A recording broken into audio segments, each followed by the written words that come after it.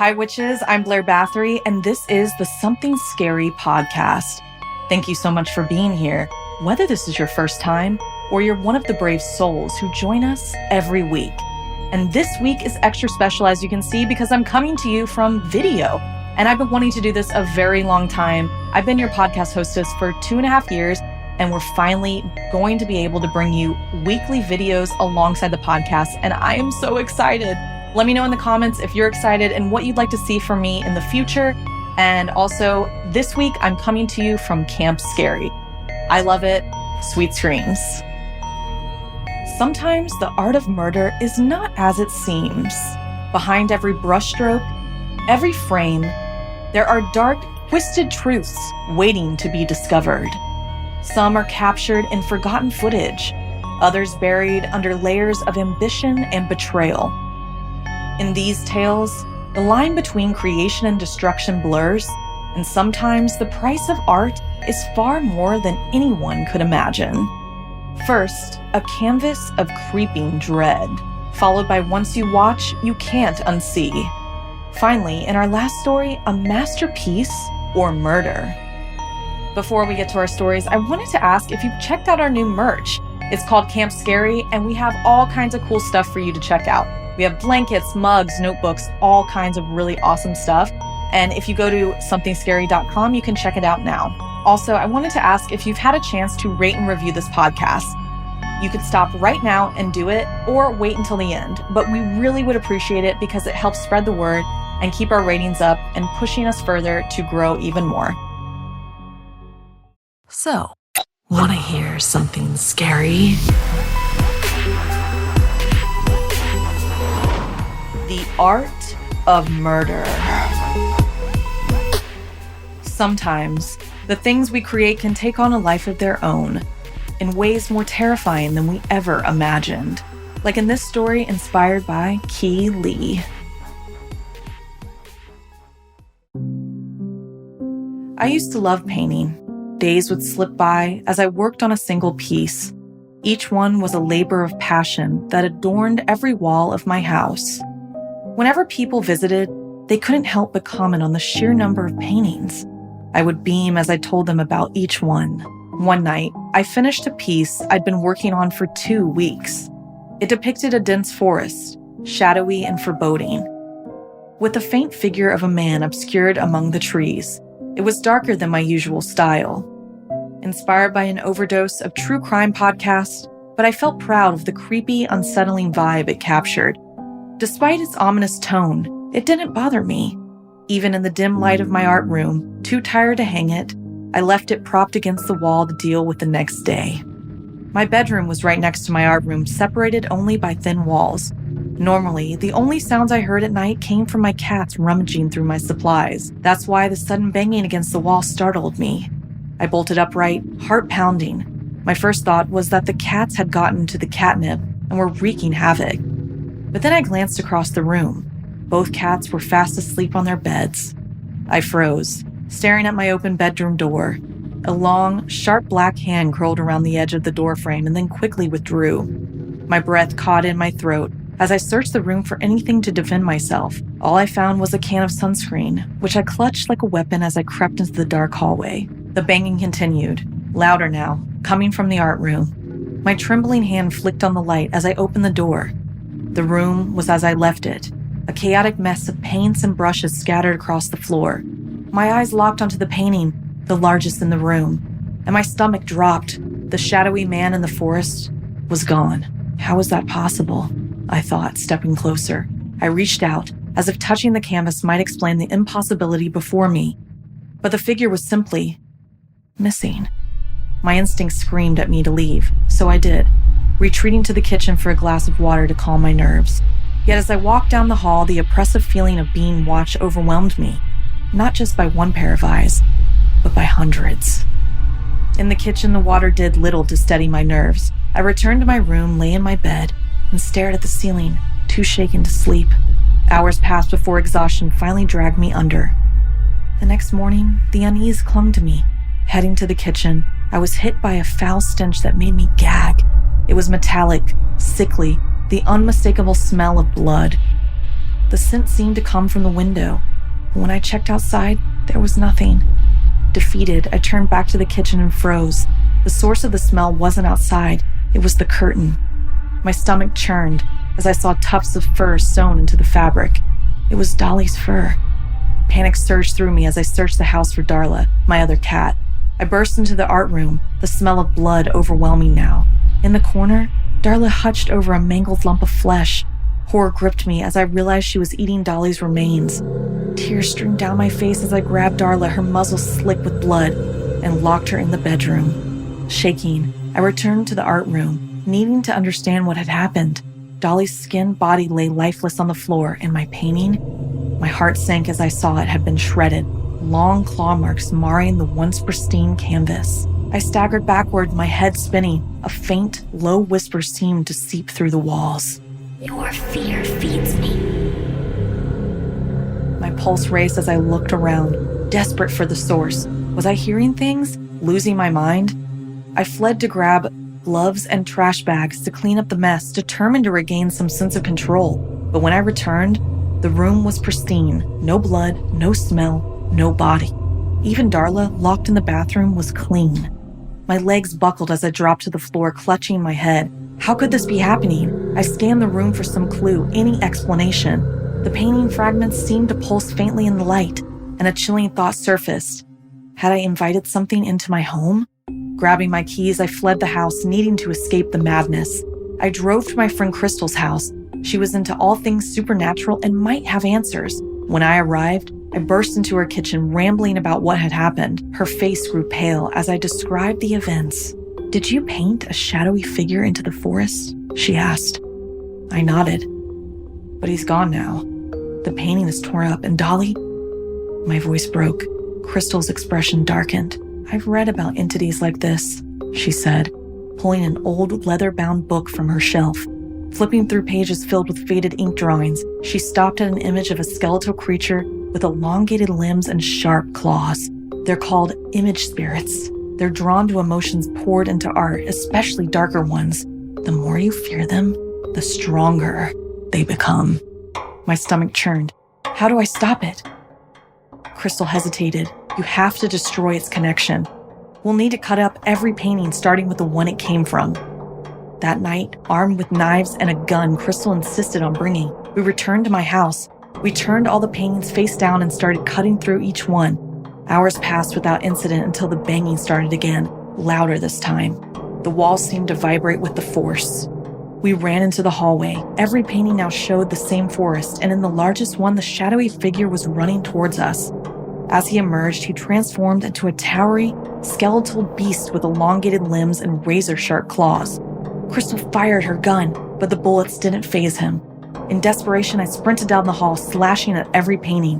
One by one, the images reverted to their original forms. The beast howled as I destroyed the last painting, its body flickering like static. It lunged for me, claws raking my arm, before vanishing into the empty frame of the original painting. I collapsed, clutching my bleeding arm. Crystal lay motionless on the floor, her blood pooling beneath her. Tears blurred my vision as I stumbled outside, leaving the house and its horrors behind. The weight of countless eyes lifted the moment I crossed the threshold, but I knew I'd never be free of what I'd seen, or what I'd lost. Have you ever created something that felt like it had a life of its own? What would you do if something you painted started watching you?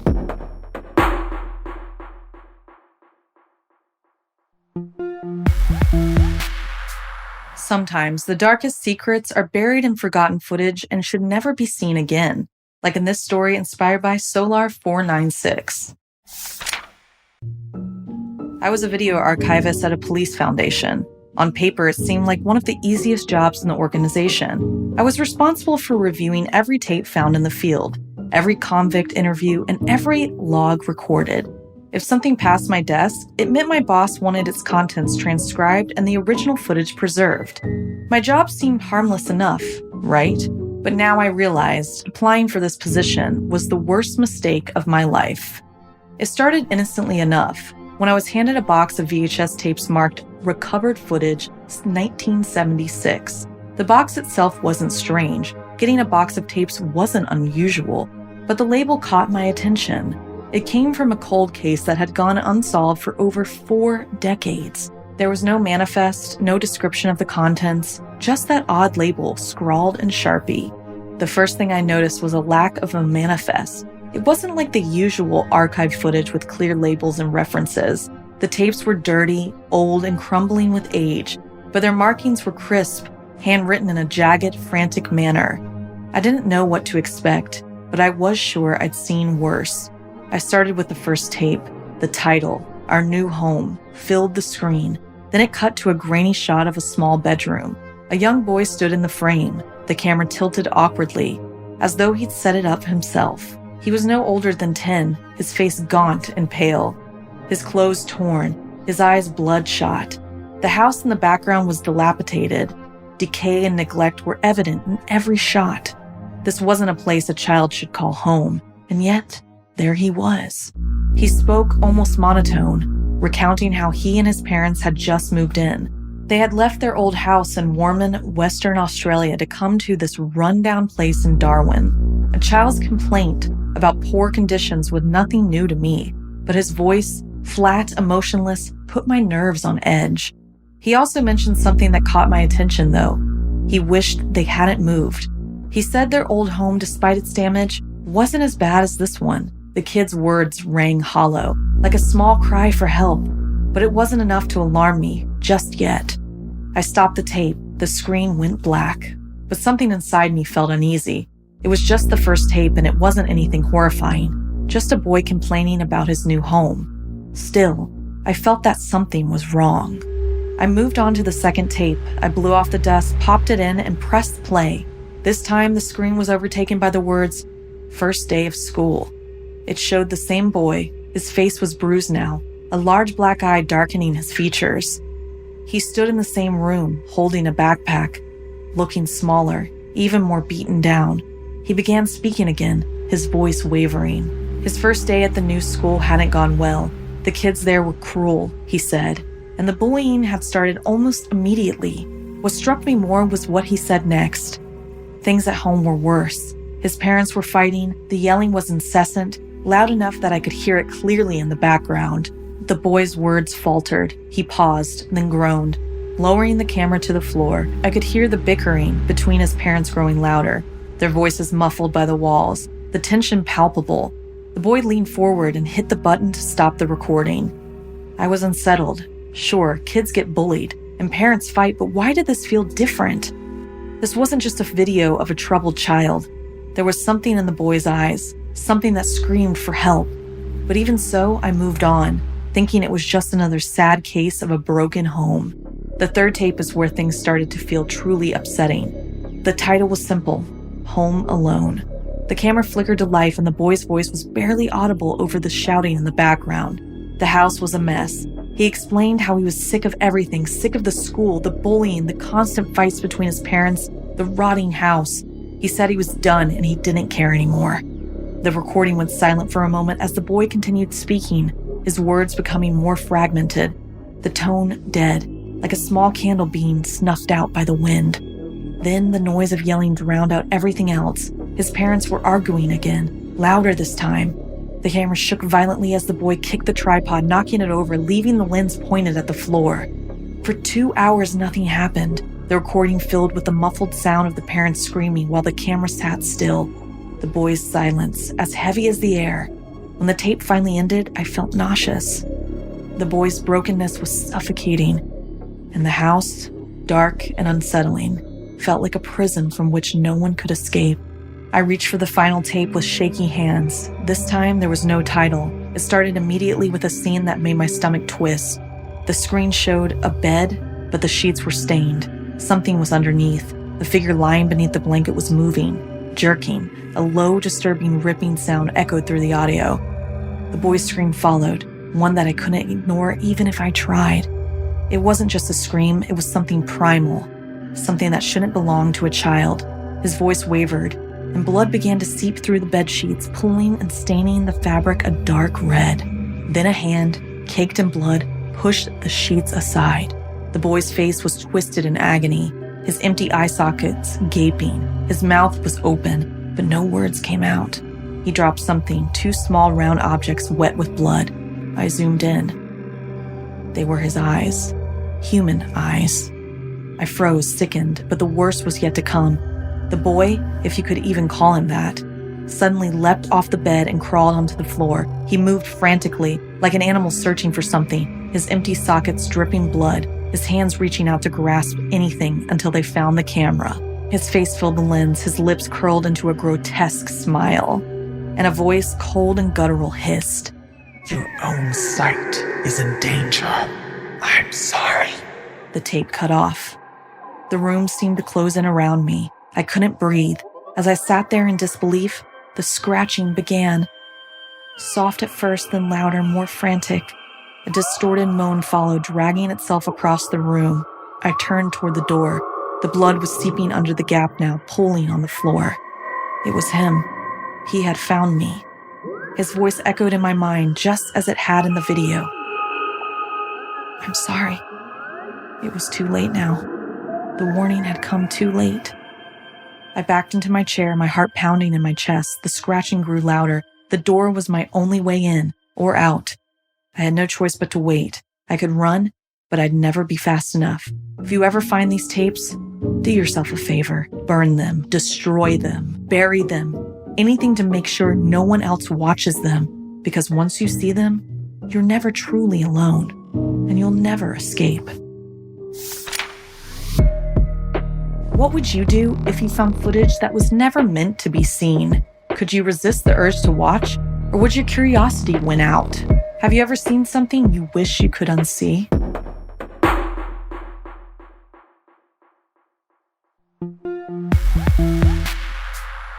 Sometimes, the price of immortality isn't fame, but a soul lost to the art that was meant to preserve it. Inspired by the true crime death of Cuban artist Ana Mendieta, written by Sara Lukaskowitz. The gallery buzzed with soft murmurs as visitors wandered between art displays. Each piece seemed to tell a story or hold a secret, but none more than the centerpiece, a massive installation titled The Final Descent. The piece featured shattered glass suspended in midair, glowing under a crimson spotlight. Beneath it, dark soil mixed with sparkling porcelain fragments created a haunting display. A small place card read, "Dedicated to Elena Medina, whose art soared above us all." Martina Reyes stood among the crowd, clutching her notebook tightly. Elena Medina's death wasn't just another headline to her. Martina had admired Elena's work for years, drawn to the way her art seemed to pulse with life. Each piece revealing a raw intimacy, but it wasn't admiration alone that had brought her to this gallery tonight. She couldn't shake the parallels between Elena's story and her own experiences. The whispers of control, jealousy, and ambition felt eerily familiar, and Martina needed to know if the art world's secrets had a darker undercurrent, one that could ensnare her too. Elena Medina's death only a few months ago had shaken the art world. The Cuban-American performance artist had fallen from the 34th floor of the apartment she shared with her husband, Charles Archer, a renowned minimalist sculptor. The authorities called it a tragic accident, but whispers of something darker lingered in the air. Martina's eyes flicked to Charles, who stood near the installation. He was calm, almost unnervingly so, dressed sharply in a gray suit.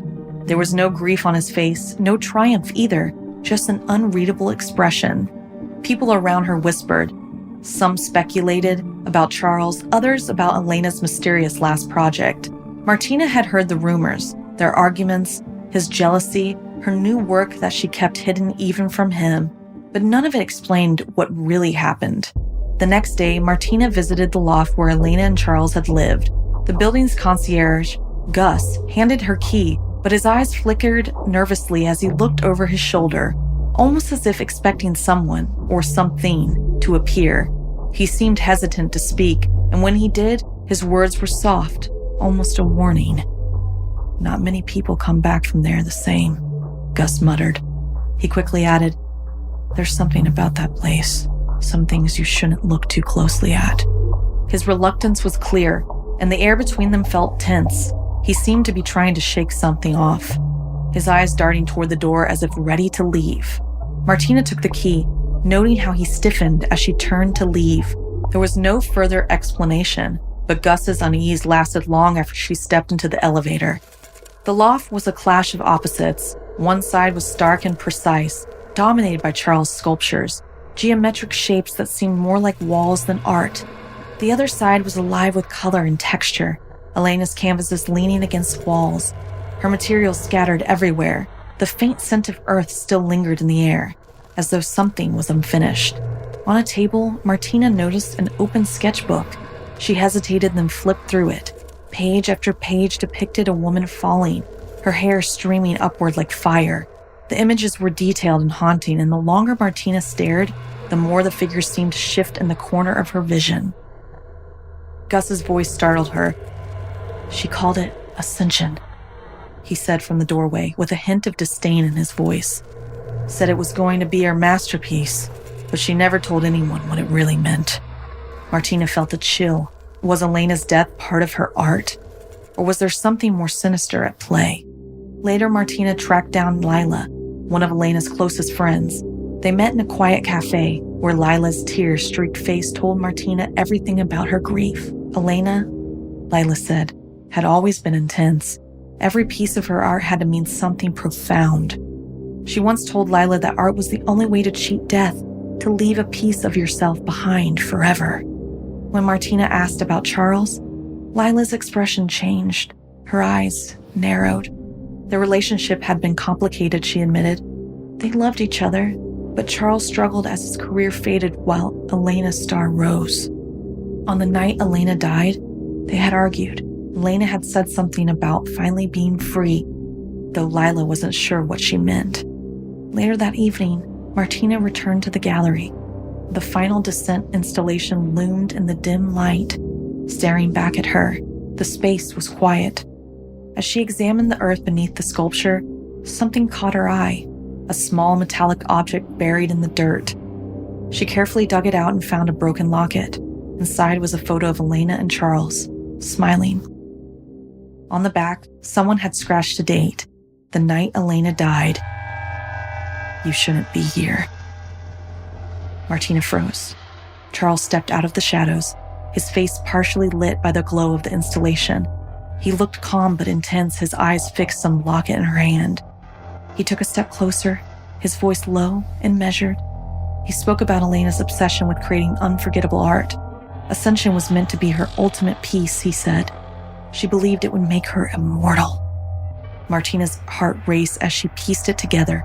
Elena had staged her own fall as part of her performance, but something had gone wrong. Or had it?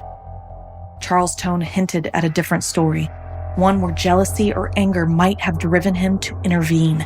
He took the locket from her hand, his fingers brushing hers. Elena wanted to be remembered, he said, almost a whisper. And now she is. The next morning, Martina's article went live. Its headline asked the question everyone wanted answered. Did Elena Medina die for her art, or because of it? She laid out everything she had learned, letting readers decide what to believe. The gallery's attendance surged in the weeks that followed. Critics hailed Charles' newest sculpture, a towering figure of a woman mid-fall, as his best work yet. Some called it a tribute.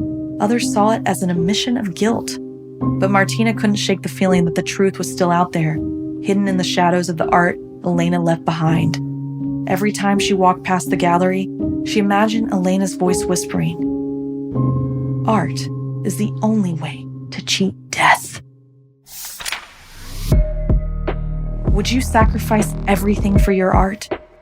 How far would you go to be remembered?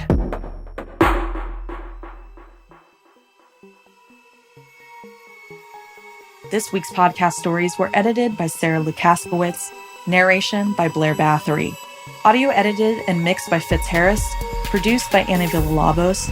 Gail Gilman is our executive producer, music by Sapphire Sindalo and Calvin Linderman. If you have a story you'd like to submit, send me an email at somethingscary@snarled.com and I might read it on the podcast. Don't forget to like, comment, and subscribe, and share this if you know somebody that likes spooky stories. And if you'd like to support the show and everything we do at Snarled, join our Patreon at patreon.com/snarled. And until next time, sweet screams.